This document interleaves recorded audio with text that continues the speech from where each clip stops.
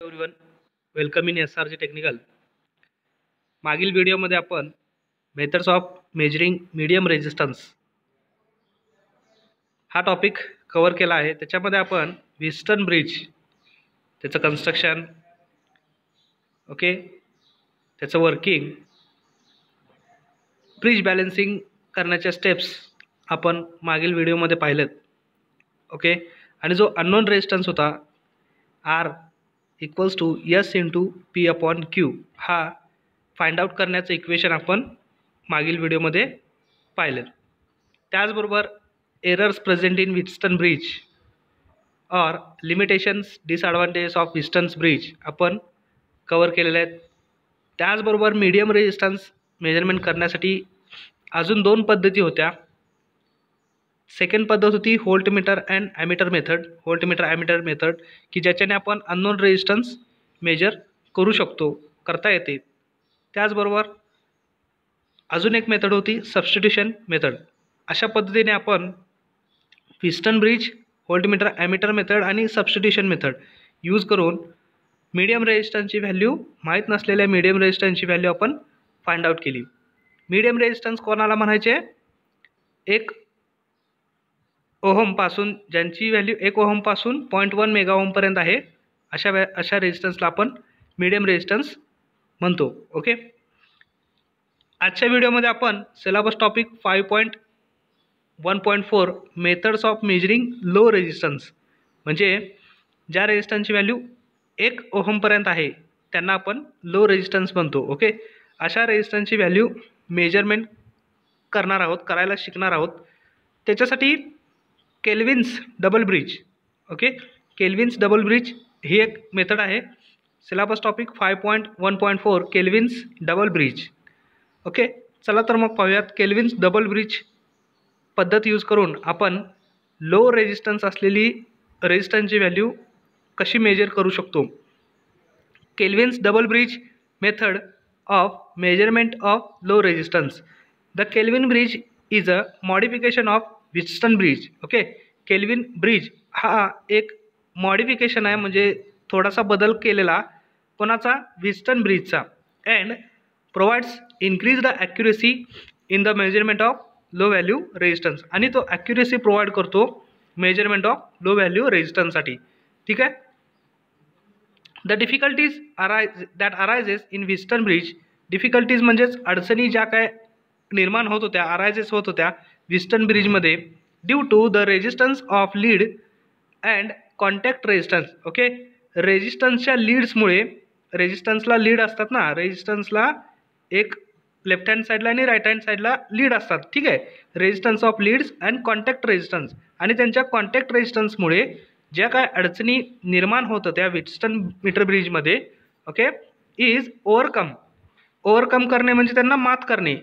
ते मात करता येऊ शकतात in the Kelvin's double ब्रिजमध्ये. Kelvin's double ब्रिजमध्ये ते मात करता येतात. ठीक आहे. रेजिस्टन्सच्या लीड आणि कॉन्टॅक्ट रेजिस्टन्सचे जे काही एरर किंवा डिफिकल्टीज तयार होत होते ते इथं मात करता येऊ शकतात. ठीक आहे.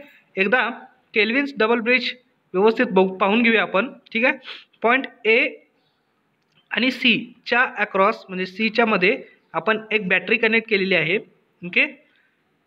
त्याचबरोबर पॉईंट बी आणि डीच्या मध्ये गॅल्व्हॅनोमीटर कनेक्टेड आहे.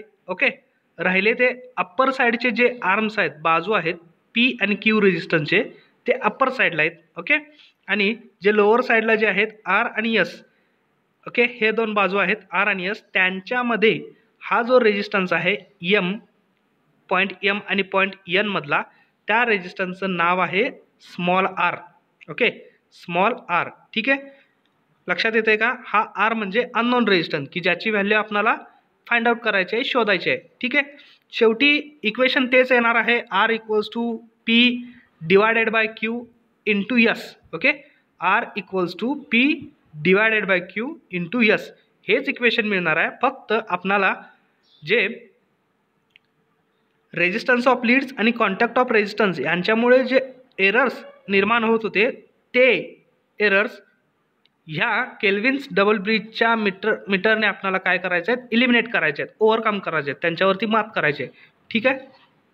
चला तर मग पाहूयात. From figure 5.1.8 R equals to resistance of lead that connects the unknown resistance R to standard resistance S. ठीक आहे, R काय आहे, हा रेजिस्टन्स ऑफ लीड आहे, लीडचा रेजिस्टन्स आहे.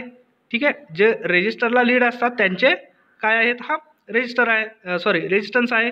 That connects the unknown resistance R, जो अननोन रेजिस्टन्स आर आणि standard resistance यसच्या मध्ये कनेक्ट केलेला आहे. इथं आपण पाहू शकतो. ओके, हा जो रेजिस्टन्स आहे लीडचा रेजिस्टन्स, तो रेजिस्टन्स आर आणि यसच्या मध्ये कनेक्ट केलेला आहे पॉईंट एम आणि एनच्या मध्ये. ठीक आहे, तर पहा M comma N dotted line, M comma N काय आहे, dotted line represents 2 galvanometer connections possible when the galvanometer is connected to point M. ठीक आहे, 2 गॅल्व्हॅनोमीटर आपण इथे पद्धतीने कनेक्ट करू शकतो डॉटेड लाईनच्या मदतीने. ठीक आहे, ज्यावेळी गॅल्व्हॅनोमीटर हा पॉईंट एम कडे कनेक्ट असतो त्यावेळी the resistance R of the connecting lead is added to the standard resistance S. ठीक आहे, ज्यावेळी हा गॅल्व्हॅनोमीटरचा पॉईंट एम कडे कनेक्ट होईल त्यावेळी हा जो रेजिस्टन्स आहे लीडचा तो स्टँडर्ड रेजिस्टन्स एस मध्ये ॲड होईल. ओके, इथे पकडला जाईल, एस सोबत पकडला जाईल. ठीक आहे, आणि याच्या विरुद्ध ज्यावेळी गॅल्व्हॅनोमीटरचा पॉईंट, हा गॅल्व्हॅनोमीटरचा सेकंड पॉईंट एन कडे असेल, एन. ओके, त्यावेळी हा रेजिस्टन्स ऑफ लीड हा अननोन रेजिस्टन्स आर मध्ये ॲड केला जाईल, पकडला जाईल. ओके, ठीक आहे, इथे पहा when the connection is made to point N the resistance R is added to the unknown resistance resulting in the indication of to high value of R. Okay, अतिशय जास्त व्हॅल्यू असणार आहे त्यावेळी आरची. ठीक आहे, कारण आर हा मुळात माहीत नसलेला रेजिस्टन्स आहे, त्याच्यामध्ये प्लस स्मॉल आर ही रेजिस्टन्स लीडची आपण काय करतोय, तिथं रेजिस्टन्स ॲड करतोय. If we do not connect the galvanometer either of the point M or N, जर आपण गॅल्व्हॅनोमीटर एम किंवा एनला कनेक्टच नाही केला तर काय होईल, the connection is made to any intermediate point D. The connection मग काय होईल, अशा वेळी गॅल्व्हॅनोमीटर कोणत्याही इंटरमिडिएट मध्यस्थी भागात की जिथं आपल्याला पॉईंट डी गृहीत धरता येईल अशा ठिकाणी आपण तो गॅल्व्हॅनोमीटरचा पॉईंट कनेक्ट केला. Okay, is made to any intermediate point D which is shown by the solid line in the figure 5.1.8. Okay, ती जी सॉलिड लाईन आहे ती फिगर 5.1.8 मध्ये दाखवलेली आहे. At D the resistance R is divided into 2 parts. Okay, हा सर्वात महत्त्वाचा पॉईंट आहे की ज्यावेळी गॅल्व्हॅनोमीटरचा सेकंड टर्मिनल एम आणि एनला या ठिकाणी कुठेही न कनेक्ट करता जर एम आणि एनच्या मध्ये इंटरमिडिएट पॉईंटला, मध्यस्थी पॉईंटला जर कनेक्ट केला तर हा जो रेजिस्टन्स आहे तो रेजिस्टन्स हा 2 पार्टमध्ये विभाजन होईल त्याचं. Okay, 2 parts R1 and R2 such that R1 divided by R2 equals to P divided by Q. ठीक आहे, R1 divided by R2 equals to P divided by Q असं इक्वेशन आपल्याला मिळेल. ठीक आहे, then the resistance of R1, the resistance of connecting causes no error in the result. Okay, then the presence of R1. Okay, मग अशा वेळी R1 च्या उपस्थितीमुळे, प्रेझेन्स असल्यामुळे, ठीक आहे, the resistance of connecting causes, जो काय कनेक्टिंगचा रेजिस्टन्स असत होता, ठीक आहे, तो काय करेल आता नो एरर दाखवेल रिझल्ट्समध्ये, म्हणजे कोणताही एरर दाखवणार नाही कारण R1 तिथं प्रेझेन्स आहे. ठीक आहे, दस contact resistance error is eliminated. अशा प्रकारे कॉन्टॅक्ट रेजिस्टन्समुळे जो एरर येत होता तो इलिमिनेट होईल इथे. ओके, तो नाहीसा होईल. We have R equals to P divided by Q into S. आपणाकडे हा फॉर्म्युला आहे व्हिस्टन मीटर ब्रिजमधून मिळालेला, जो की unknown resistance R find out करणारा होता. आपल्याकडे आहे we have R equals to P divided by Q into S, but in this case the expressions is modified as R plus R1. ठीक आहे, मान्य आहे का R plus R1 Kelvin double ब्रिजमध्ये, कारण R1 हा ॲड होईल अननोन रेजिस्टन्स आरमध्ये. पुन्हा एकदा मी दाखवतो इकडे ह्या फिगरमध्ये पहा.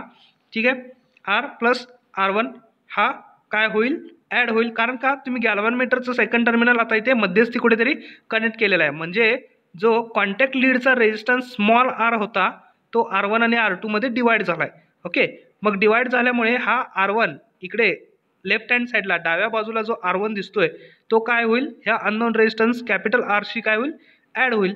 आणि हा R2 जो उजव्या बाजूला दिसतोय तो स्टँडर्ड व्हॅल्यू S सोबत काय होईल, ॲड होईल. ओके, तेच इक्वेशन्स इथे वापरात घेतोय आपण इथे. ओके, त्यामुळे पहा the expression is modified as R plus R1 equals to P divided by Q.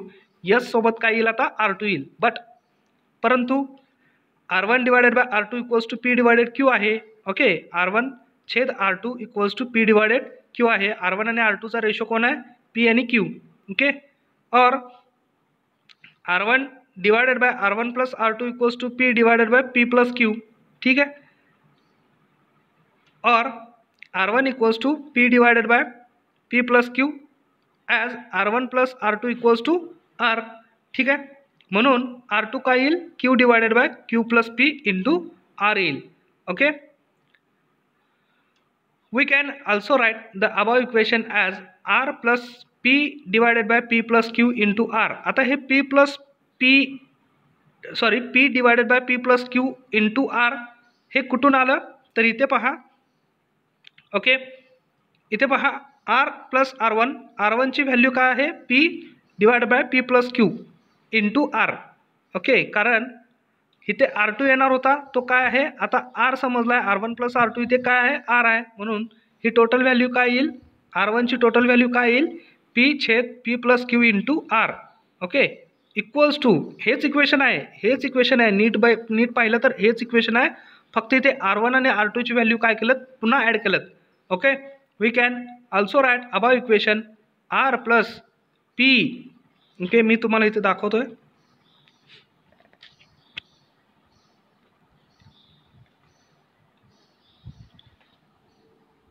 हे पहा, इथे आपला हा R1 असेल. ओके, आणि इथे हा R2 असेल. ठीक आहे, R2 ची व्हॅल्यू इथे दिलेली आहेत. ओके, लक्षात येते का, पहा. Then R1 equals to P divided by Q into S plus Q upon P plus Q into R. Okay, ही झाली तुमची R2 ची व्हॅल्यू, जो की मेन इक्वेशनमध्ये होता R2. ओके, इथं दिसतोय. ठीक आहे, और R equals to P upon Q into S. The process described above is not the practical way of achieving the desired result.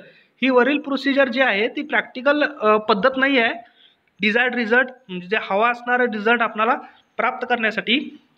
As there is a difficulty in determining. Okay, याच्यामध्ये पण काय आहे, परत अडचणी आहेत डिटरमाइन करण्यासाठी. The correct point for galvanometer connection. Okay, गॅल्व्हनोमीटरचा correct point connection मिळवण्यासाठी याच्यामध्ये पण सुद्धा काय असणार आहेत, डिफिकल्टीज आहेत. Therefore to avoid this. Okay, म्हणून हे टाळण्यासाठी, अवॉइड करण्यासाठी 2 actual resistance units of correct ratio. पहा, हे सगळ्यात महत्त्वाचं वाक्य आहे, 2 ॲक्च्युअल रेशो. इथे पहा, 2 actual ratio resistance units of correct ratio are connected between points M and N. The galvanometer is. Okay, the galvanometer is हे असं होईल. ठीक आहे, M आणि Nच्या मध्ये एक 2 ॲक्च्युअल रेशो असणारे 2 रेजिस्टन्स कनेक्ट केले की आपल्याला असा हा गॅल्व्हनोमीटरचा एक्झॅक्ट पॉईंट आपल्याला मिळवता येईल. त्याच्यासाठी connected to the junction of resistors. Connected to the junctions of resistor.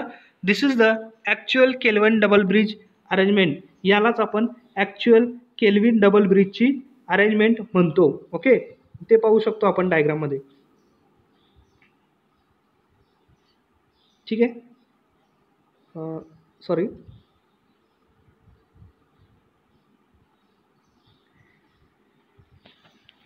हे आहे ॲक्च्युअल केल्विन डबल ब्रिज. हे लक्षात येते का, पहा इथे पॉईंट तुमचा असणार आहे तो जे पॉईंट्स मिसिंग आहेत मी देतोय.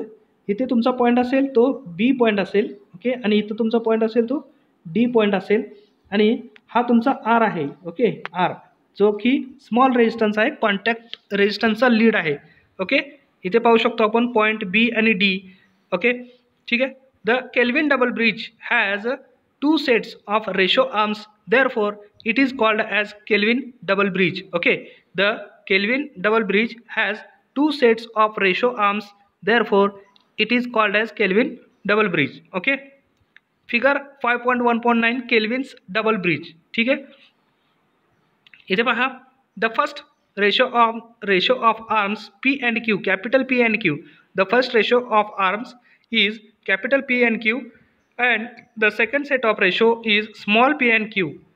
Small p and q is used to connect the galvanometer to a point D at right potential between point M and N. ठीक आहे, right potential between point M आणि N च्या मध्ये गॅल्व्हनोमीटरचं टर्मिनल कनेक्ट करण्यासाठी आपण इथे स्मॉल पी अँड क्यू या आर्मच्या मध्ये हा डी पॉईंट मिळवला की जिथे आपल्याला राईट पोटेन्शियल डिफरन्स, राईट म्हणजे उजव्या बाजूचा, ठीक आहे, इथं आपल्याला गॅल्व्हनोमीटर कनेक्ट करता येईल. ओके, ठीक आहे. पुढे पहा, right potential between points M and N to eliminate the effect of connecting leads. Okay, हे पॉईंट कशासाठी मिळवायचे? to eliminate the effect of connecting lead of resistance R between the known resistance R and unknown resistance पाहिजे, between the unknown resistance R and contact standard resistance S. The ratio small p and q, thus ratio small p divided by q is made equal to capital P divided by q under balance condition. Okay, जो आतमध्ये लहान resistance असलेला, लहान लेटरमध्ये resistance असलेला P and Q यांना equal केलं जातं कॅपिटल पी अँड क्यूच्या रेशो इतका. ओके, यांना इक्वल केलं जातं कशासाठी? पहा, under balance condition. Okay, under balance कंडिशनमध्ये there is no current through the galvanometer. Okay, जर रेशो पी छेद क्यू, स्मॉल पी छेद Q is made equal to capital P छेद क्यू. ओके, जर बनवला तर काय होईल? हा बॅलन्स कंडिशन असेल आणि there is no current through the galvanometer, आणि गॅल्व्हनोमीटरमधून काय करंट फ्लो होणार नाही. विच मीन्स दॅट, याचाच अर्थ असा की the voltage drop between A B comma E A B. Okay, आता हे समजून घेऊया, voltage drop between A B comma E A B.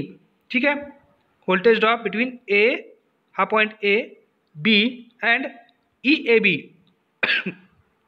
Okay, voltage drop between A B and इथं म्हटलेलं आहे E A B is equal to the voltage drop E A M D. Okay, voltage drop E A M D. ठीक आहे,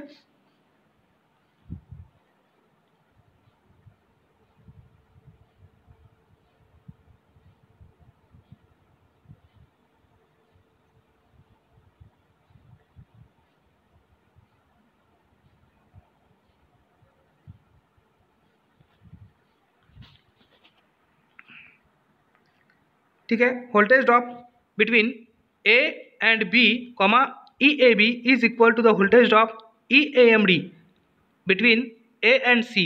okay, voltage drop between A M D. Okay, voltage drop between A M, हा point A, M आणि D हे काय आहेत? Equal आहेत. Okay, ठीक आहे. Voltage drop between A B and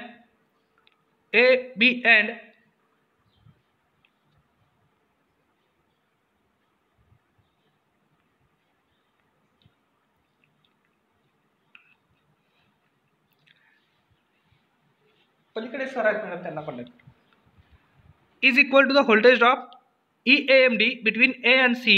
okay, E A B equals to P divided by P plus Q E A C. Okay, हा E A B काय असेल? E A B voltage drop between point A and B, म्हणजे ज्याच्या अक्रॉसमध्ये, ज्याच्या या दोन पॉईंटच्या सिरीजमध्ये आपल्याला रेजिस्टन्स पी पाहायला मिळेल. ओके, ठीक आहे. Point E A B, E म्हणजे potential difference between point E A B equals to P divided by P plus Q E A C. E A C equals to, आता E A C म्हणजे काय? तर total current I. E A C म्हणजेच काय? Total current I into R plus S, into R plus S, unknown resistance R, standard resistance S, plus P plus Q into contact resistance R divided by P plus Q plus R. Okay, E A सीची value आपल्याला इथे मिळाली. And E A M D equals to total resistance, total current I into R plus P divided by p plus q into r divided by p plus q into r. Okay, total current I into r plus pr divided by p plus q plus r for 0 galvanometer deflection EAB equals to EAMD. ठीक आहे, 0 गॅल्व्हनोमीटरचं जे deflection आहे त्याच्यासाठी काय कारणीभूत असेल? Condition EAB equals to EAMD. ठीक आहे, इथे पहा EAB इक्वल्स टू EAMD हे दोन कंडिशन ज्यावेळी इक्वल असतील किंवा हे दोन पोटेन्शियल डिफरन्स ज्यावेळी इक्वल असतील त्यावेळी गॅल्व्हॅनोमीटर हा झिरो डिफ्लेक्शन दाखवेल. ओके, म्हणून काय केलं, EAB ची जी टर्म होती ती लेफ्ट हँड साईडला मांडली, total current I into EAMD ची जी टर्म आहे ती राईट हँड साईडला मांडली. ओके, इथं आपण पाहू शकतो ही EAMD ची टर्म जी उजव्या बाजूला लिहिलेली आहे बरोबर चिन्हाच्या, आणि इकडे पहा ही EAC ची टर्म आहे. ओके, जी की डाव्या बाजूला लिहिलेली आहे. ओके, ठीक आहे, तर पहा R equals to P divided by Q into S plus QR divided by P plus Q plus R into ब्रॅकेटमध्ये P divided by Q minus small p divided by Q. Okay, इथे पहा नाव if capital P divided by small q equals to P divided by Q, then the above equation becomes R equals to P divided by Q into S. R equals to P divided by Q into S is the working equation for Kelvin bridge. ठीक आहे, हा एक working equation आहे for the Kelvin bridge साठी. इथे पाहू शकतो आपण R equals to P divided by Q into S is the working equation for Kelvin bridge.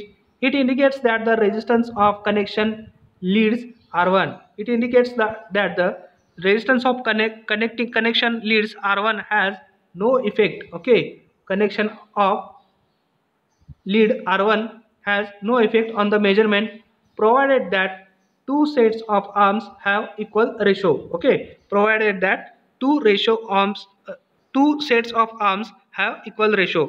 The equation R equals to P divided by Q into S plus QR divided by P plus Q plus R into capital P divided by Q minus small p divided by Q is useful as it shows the error.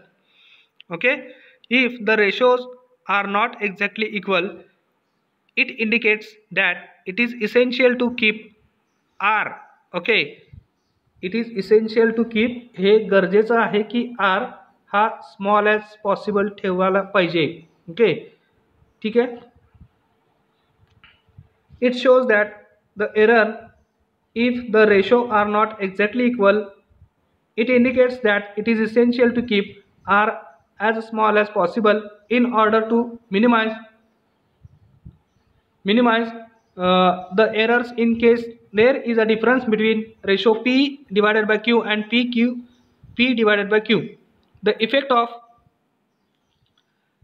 of thermoelectric EMFs can be eliminated. Okay, आता thermoelectric EMF चा जो काय effect आहे तो कसा eliminate करता येतो पहा. Eliminated by making another measurement with the battery connection रिव्हर्स्ड. Okay, एक दुसरं मेजरमेंट घ्यायचं आहे की ज्याच्यामध्ये बॅटरीचं कनेक्शन रिव्हर्स केलं असेल.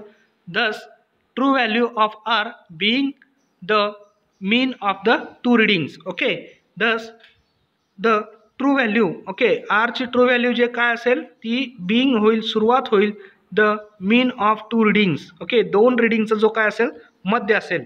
Okay, in a Kelvin's bridge the range of resistance is covered is 0.1 micro ohm. Micro म्हणजे 10⁻⁶.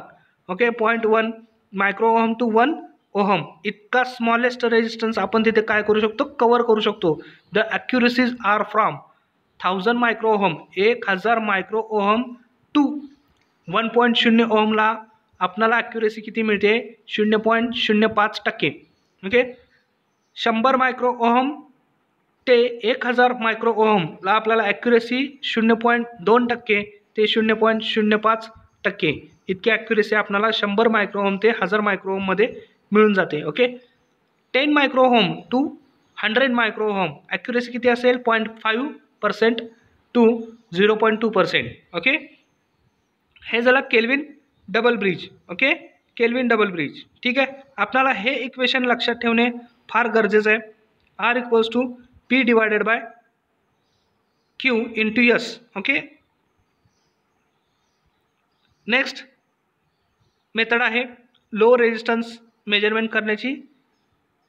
Syllabus topic 5.1.4B potentiometer method. Okay, आता पोटेन्शियोमीटर मध्ये काय होतं पहा, figure 5.1.10 circuit diagram for measurement of low resistance contact constant voltage DC supply. ठीक आहे, constant voltage DC supply आपल्याला इथे दिलेला आहे. ओके, प्लस टर्मिनल आहे, मायनस टर्मिनल आहे. प्लस टर्मिनलमधून RH एक रिओस्टॅट कनेक्टेड केलेला आहे की ज्या रिओस्टॅटच्या व्हेरिएबल टर्मिनलमधून एक ॲमीटर कनेक्ट केलेला आहे. ॲमीटरच्या सेकंड टर्मिनलमधून आपल्याला इथे काय दिलेलं आहे, R आणि S. R जो आहे तो अननोन रेजिस्टन्सच असेल की ज्याची व्हॅल्यू आपल्याला शोधायची आहे, आणि S जो आहे तो स्टँडर्ड रेजिस्टन्स आहे. म्हणजे इथे पहा आपल्याला दोन टर्मिनल मिळतात, 1 आणि 2. ठीक आहे, इथे स्विच कनेक्ट केलेले आहेत आणि टू पोटेन्शियोमीटरकडे एक P टर्मिनल आपल्याला दिलेला आहे, P आणि Q. ओके, इथे पहा the entire potentiometer circuit is not shown. ठीक आहे, द पूर्ण पोटेन्शियोमीटर सर्किट हे पूर्ण दाखवलेलं नाही आहे.